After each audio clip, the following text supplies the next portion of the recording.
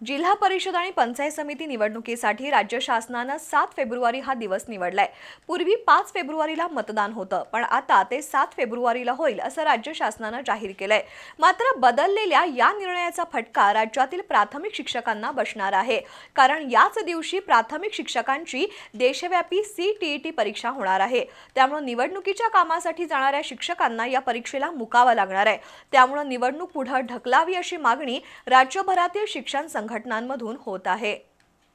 राज्यातील जिल्हा परिषद आणि पंचायत समितीसाठी 5 फेब्रुवारीला मतदान होतं, मात्र राज्य शासनानं हा निर्णय बदलत आता मतदान 7 फेब्रुवारीला होईल असं जाहीर केलंय।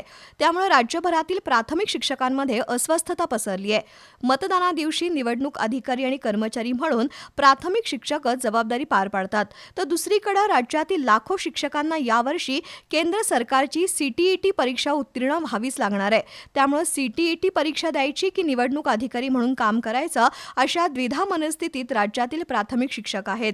प्राथमिक शिक्षकांची परीक्षा चुकू नये यासाठी राज्य शासनानं जिल्हा परिषद आणि पंचायत समितींच्या निवडणुका पुढे ढकलण्याची मागणी शिक्षक संघटनांकडून होतीये। जिल्हा परिषद आणि पंचायत समितीची निवडणूक 5 तारखेला होणार होती, ती 7 तारखेला होते आणि या दरम्यानच CTET परीक्षा सुद्धा 7 आणि 8 तारखेला होते।